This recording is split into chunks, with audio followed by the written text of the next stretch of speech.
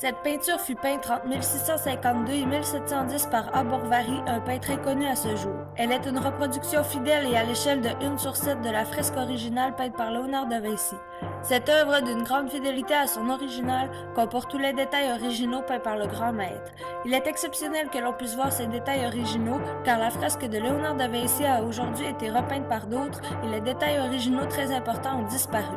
Ces détails sont en fait des énigmes qui ont été insérés au travers de l'œuvre et dissimulés par une technique de peinture novatrice inventée par Léonard de Vinci lui-même.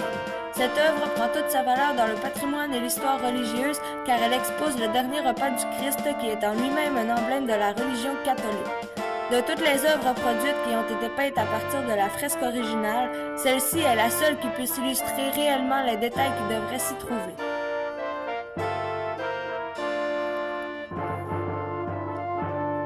Elle est d'une excellente condition, elle a une dimension de 66 cm par 126 cm, elle est peinte sur une toile et montée sur un cadre de bois et les propriétaires intérieurs sont des antiquaires. Les énigmes. La figure de Leonardo da Vinci. Complètement à gauche du tableau, dans la cape de Bartholomé, on peut apercevoir le visage de Léonard da Vinci comme s'il sortait de derrière la table. La souris dans la main de Judas. Le symbole de la souris est positionné dans la main droite de Judas et il signifie probablement que Jésus a été pris en souricière dans cette scène. La conspiration de Pison.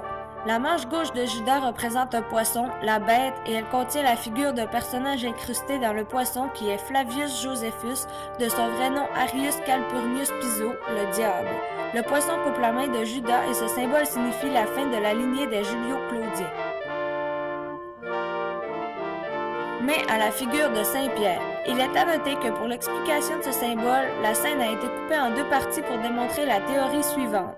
Jacques gifle Saint-Pierre car celui-ci aurait manqué de respect envers Marie-Madeleine car c'est cette dernière qui aurait dû remplacer Jésus en son absence.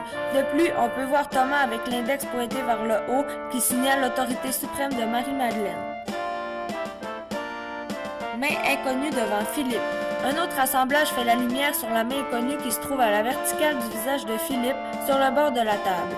De plus, si on déplace Philippe, celui-ci se trouve à regarder Judas droit dans les yeux. Le cœur de Marie-Madeleine. Voici des exemples de quelques-unes des 47 énigmes qui n'ont jamais été reproduites et qui se retrouvent dans la toile de Aborvari. Le crâne dans la main de Thaddeus. La gargouille dans l'habit de Jacques.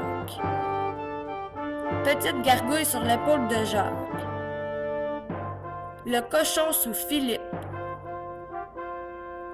Visage inconnu. Visage dans les cheveux du Christ.